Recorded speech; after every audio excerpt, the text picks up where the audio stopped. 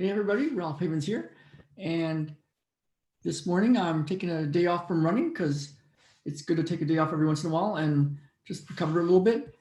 I've been really enjoying running in Arroyo Park and the interurban here in Bellingham. It really is my heaven on earth place. And this morning I was doing my Qigong and my matrix energetics and my meditation, and the process that I use to clear stuff in me so I can have the life I want and do what I want to do in the world and be there for my family and my clients. And as I was doing it, a few things came up. So I'm not sure how this will show up, but I think it'll be really useful as a way, when you think of like, what do you really want?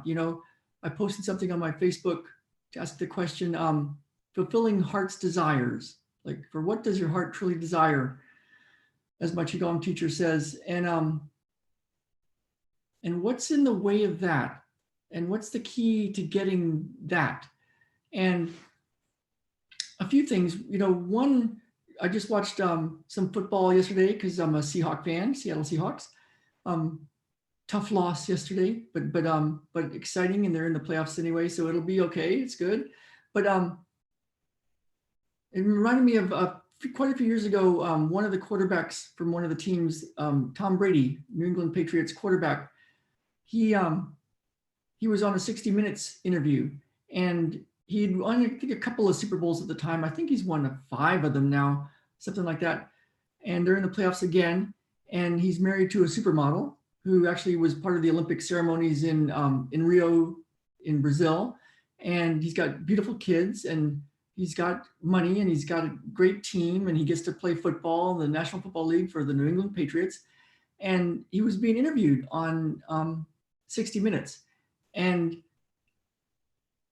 what he said was profound. He said, the interviewer asked, like, you've won a couple of Super Bowls, you've got a great wife, you've got this, you've got that. And I forgot the exact question, but Tom Brady said something like, yeah, I was just like, I've been wondering, like, is this all there is to life? And here's a guy that seems to have everything, he gets to play football, he gets to have a beautiful wife and family, and he gets to do what he wants to do and have the money he wants to have and play the way he wants to play. And his response was, is this all there is? And when I was we were going through really hard times in 2013, 2014, even before that, and we were in a really tough spot. Money wise, we were just like going through tons of money trying to fix our house, and we were sleeping outside, and Jen's dad was helping us rebuild it and do all sorts of stuff. And we were at the airport. We'd driven down to Seattle, 2 hours away, and to pick up more of the family. And I was just so mad. I was so mad. And he told me, I just want you to be happy, Ralph.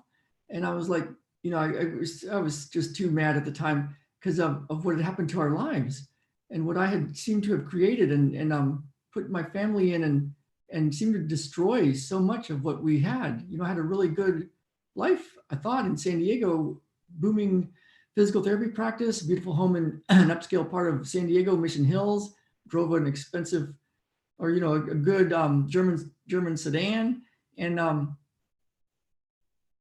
here I was, like, seeming to be in the process of losing everything. And Jen's dad, Tom, said, I just want you to be happy. And it was like, no, man, I need to get stuff. I need to figure this out so I can do what I'm supposed to do in this world, and then I'll be happy. And but it seems what I've found over the years, now that we've fixed that house up and we shifted those things and we got to do what we want to do in the world, and I get to play like I want to play and run on the beautiful trails in Bellingham and do stuff and still have more things I want to do and get and play with. But it's like really good. Like Ben said, I forgot what Ben said, he put it perfectly yesterday. He said, another perfect day. He's been having a lot of perfect days lately. And he said, everything is exactly right. Nothing needs to change. And, it brings me to another thing that happened many years before all of this. I had a client who was had gotten a very bad diagnosis, the kind that scares people, you know. And I took her over to a class. We were in a 5-day class in Coronado, California, a beautiful old hotel, and taking matrix energetics. And I just wanted these energy healer people, some of my teachers, to heal her. And so at lunch, I asked one of them if they could do a healing thing on her. And she just stopped dead in her tracks and looked at me and said, "You have to go shift what's in you and clear that." And I knew she was right. Like, I was holding on so tight because I just wanted her to get well and clear this thing. And she was getting a lot of push from the doctors to do all these procedures and techniques and medications and all sorts of stuff. And she just didn't think she was strong enough to do it. And she was really scared, and it's all we talked about. And so when this practitioner told me, you got to go fix yourself, like go clear what's in you. And so I went, and the rest of lunch, I worked on myself and cleared the pattern in me that was wanting so hard to fix her, to heal her, to help her, to that stuff. I cleared that and came to peace in that. And we had this thing where it's like, at the end of the day, I would go for a run in Coronado along the beach, and my friend would sit on a park bench and wait for me, you know, an extra hour or so. And so I finished my run that day, and after class, and she was sitting on the park bench, and she didn't know that I had worked on myself or did anything like that. And she just told me, you know, Ralph, it's gonna be okay. It's gonna be okay. And we never talked about it again. And she was at peace. And she made a decision not to do all those medical interventions. It was her decision. And she got lots of pushback. Like, the doctors kept calling her, the nurses kept calling her. They were like practically threatening to come over to her house to do these very invasive procedures. And she didn't. And that was probably 10 years ago. And she's fine and doesn't have that problem, and just doing fine. I still talk to her. She's still a client and a friend, and I hear from her every few weeks. And so, you know, how do you get what you really want? Whether you're dealing with, you know, somebody in your family or yourself that's dealing with a really significant medical condition, or money isn't going right, or life isn't going right, and you've done all these self-help things and treatments, and you do all sorts of things, and you've bought into the idea that if you can just change your thinking or change your mindset, that you can clear whatever in you to get what you want. And I used to do all those things too. In fact, I studied with some teachers that were very adamant that if you just change your thoughts, that Think and Grow Rich thing, if you just change your thoughts, the reality creation thing, the law of attraction thing, if you just change your thoughts and beliefs, then you can shift everything and have what you want. And I found that it helped a little bit, but it didn't really move the needle. Not in a big way. And so over the last few years, what I've found is a way to clear those blocks. And it has nothing to do with trying to change your thoughts. It doesn't even have anything to do with trying to change your beliefs, although your thoughts and your beliefs will change. And it goes from, instead of trying to have something so that you can do something, kind of like Tom Brady, you know, have the skills and the ability to play football, and then to be able to do what he loves, football, and then to have what he wants, which is whatever that is that he didn't have, that inner peace, maybe the inner smile, to instead of doing it that way, instead to go to where you already get to be that, and then you get to do stuff and have stuff. And so it's, but the thing is, what I found is it was impossible to do this process with my mind, with my thoughts, by trying to change my beliefs. There was a different way. I think that's why we're so attracted to matrix energetics, where the main technique in matrix energetics is trust. Trust.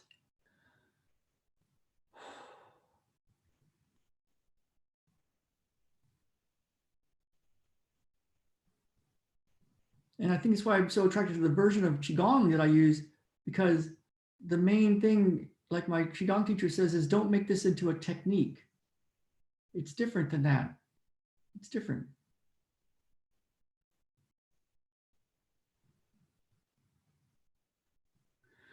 Because then what happens is, as you're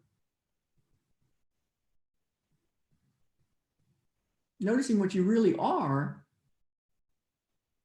some cool stuff starts to change. And then people in your presence are different. They just like to be around you. They like to hang out with you. They feel better around you. Stuff shifts. You get to do stuff and have stuff and play with things, and it's different. And I think, over the years, 34 years of helping people with this kind of stuff, over the years, as I asked people, like I asked one of our family members years and years and years ago, Jen and I were doing matrix energetics on a couple of people in the family, because we just love to show people this. It was so fun to just show people and do it. I was asking, what do you want, man? And he goes, you know what? I just want peace. I want inner peace. And he had a lot of stuff. He had money, he had a great job, he had a great family, yet he didn't have this inner peace, kind of like Tom Brady, the way he was talking about, like, is this all there is? And so the cool thing is, when somebody shifts that, whatever that is, then life can start to show up differently, and they get to do stuff and be stuff, have stuff show up in their life. They still get to do work, but it's different. Now, one of the cool things about this kind of work is you can be different simply by hanging out. So you can notice what you notice, and notice, if you watch my videos and hang out with me, if you see me one-on-one or in group sessions, or even in these free videos, can you notice what's different after the video? Like, that's why I always have people, so many times, not today, but have people test things like, how is their shoulder moving? How is their neck moving? How do they feel? Walk around, and then retest after hanging out with me. And then you can notice what you notice and notice what's different. And even if you can't put words to it to say, well, how could that be? You can't just be around somebody that's feeling good and then feel good, can you?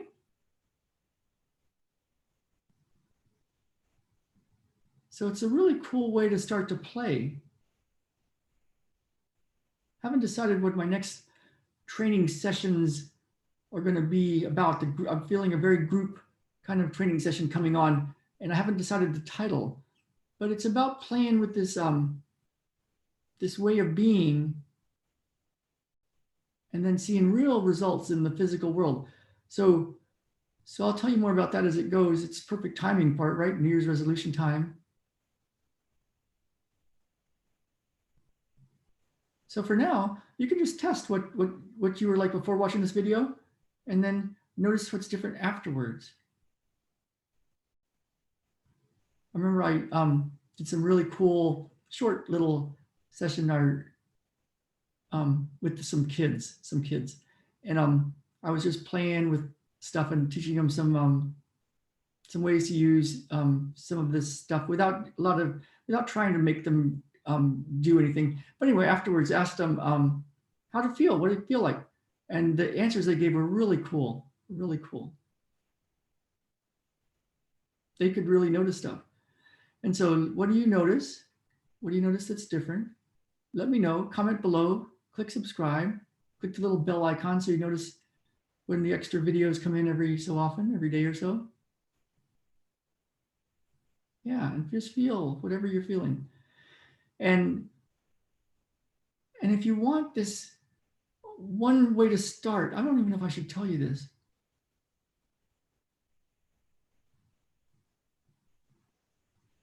Yeah, you can find me. If you want some of my free stuff, just go find some of my links. Just start clicking around. There's many ways, and just get drawn to where you feel like going. And I'll see you all tomorrow, New Year's Eve, and have a really good day. All right, everybody, let's get out there and live. Let's really live. Oh, and this was supposed to be about shoes. So this video, real quick story. I bought a pair of shoes quite a while ago, a year ago or so, before we moved into Bellingham. And it's because this one shoe company had made a little video about trails in Bellingham, and the guy was wearing a certain brand of shoes. And so I wanted to buy that pair of shoes. So I went in and bought that pair of shoes, and turns out it was sized differently than I was used to. So I should have bought a size 9 instead. I bought a size 9.5, like I always buy 9.5 usually. And but it was sized differently. So I had the wrong size. But I got them dirty. I was already running in them. It was like, these are too sloppy, they're not right. So I ended up giving them away to somebody that really could use them. His kids loved it. And but what I realized was I wasn't buying the shoes because I wanted the shoes. I wanted the feeling of running in that trail in Bellingham, the Arroyo Park Trail across the bridge, the little wooden bridge across the stream. I wanted that feeling, and so I bought the shoes. So it wasn't about having the shoes. It was about having this feeling. And now, kind of cool, I get to run there anytime I want. So so there's something about what we really want, I think, is that feeling. And so what is that feeling that you want? And how do you get it? So let's get out there and live. Let's really live. And hope this finds you well and you get all of your heart's desires. Message me, click on links, and I will see you all soon.